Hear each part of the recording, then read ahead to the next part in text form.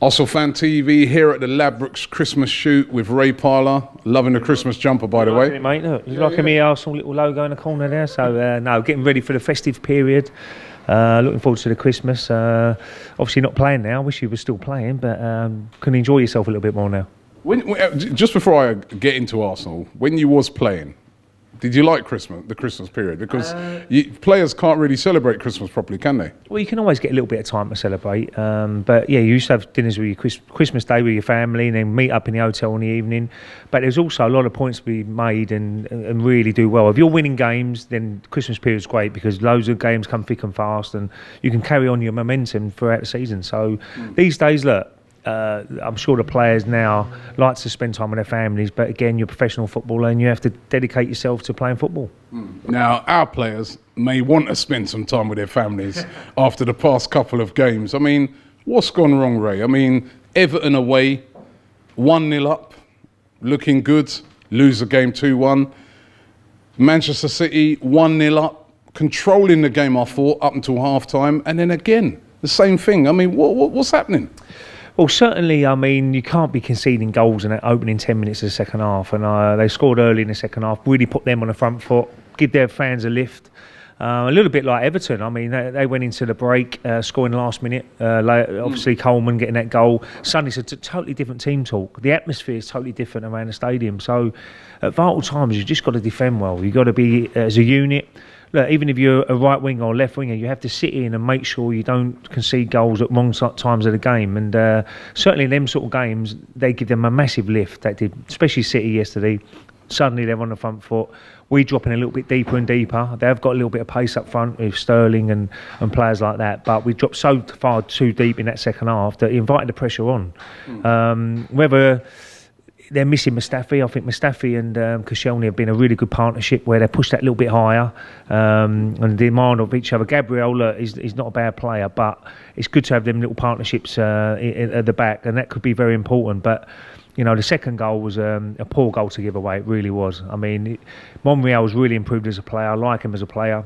But he's got to show him down the line now. I don't know what he's trying to do there. Show him inside to make sure he can have a shot. If you show him down the line, he's got to cross the ball. And it's up to Koscielny, Gabriel or Bellerin to deal with the cross. So poor defending in that situation. And, you know, they tried their best at the end, but it was too late. And really poor week for Arsenal.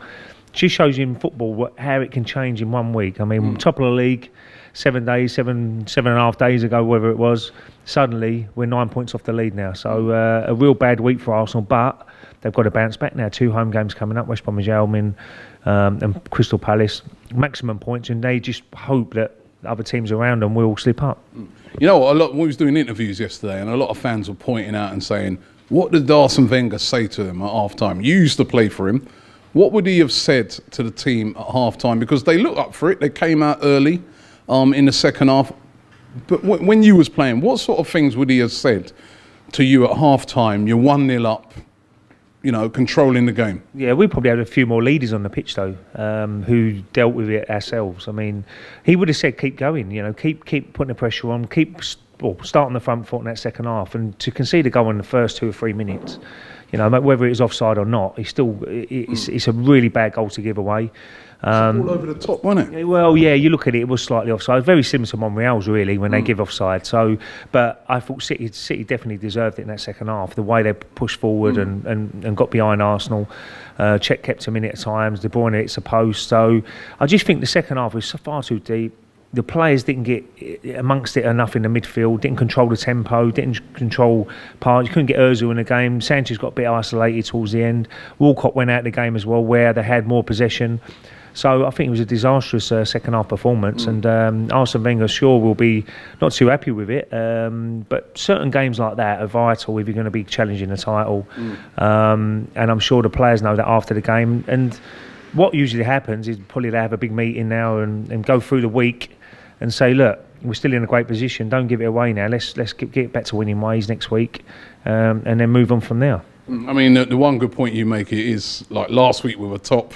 And, you know, this week, yeah, so it can quickly change back the other way. Chelsea lost back-to-back games against Liverpool and Arsenal, and then they went on this unbelievable run. We need to try and replicate something like that, don't we? Oh, absolutely. I mean, you always look at now 2 home games now. I'd be expecting 6 points.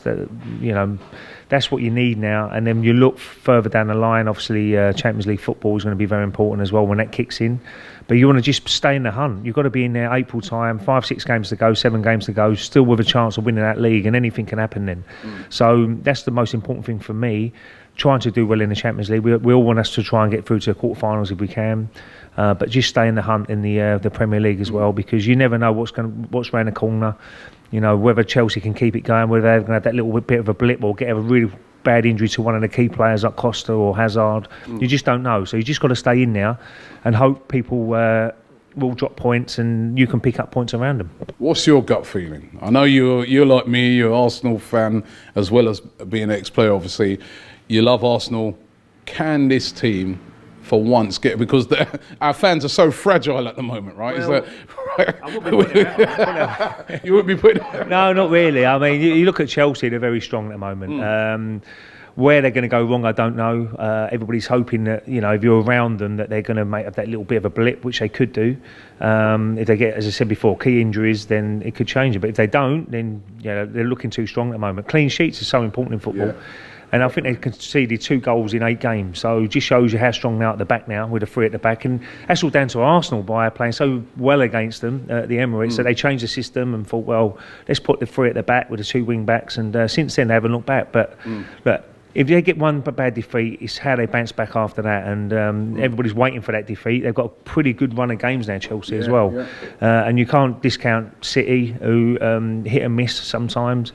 Liverpool's still in a great position as well. United are coming good. Spurs are coming good. So, the Premier League is such a competitive league and tough league that you just got to try and stay in the hunt and give yourself a chance. Come in 6, 7, 8 games left at the end of the season. Let me just finally ask you, how important is it that we sign these 2 players, 2 world-class players at the club, even though after yesterday, right, not a lot of people would have wanted to re-sign Mesut Ozil, but how important is it that we sign Mesut Ozil and Sanchez? I mean, they are 2 key players. Yeah, absolutely. I mean, very important you sign them. I think the board have got to make a big decision. Obviously, their agents are doing the right thing for their clients and trying to get as much money as they can. And it's a big decision they've got to make. But also, they're very important. If you're going to go forward as a club, trying to improve and trying to get close to winning the Premier League or Champions League, you need your top players as well. And certainly they've proved they are top quality. Look, they haven't been playing great the last couple of games. Well, Sanchez probably has, but Ozil's been a bit quiet. But certainly he showed enough over the last 2 or 3 seasons that he's a quality player and a player that going forward and moving forward with the club, you're desperate to keep. Okay, well, Ray, listen, it's a pleasure. Hope you have a Merry Christmas, mate. And you, mate. Merry Christmas. Where's your Christmas jumper? I can't believe it. Yeah. You made an effort.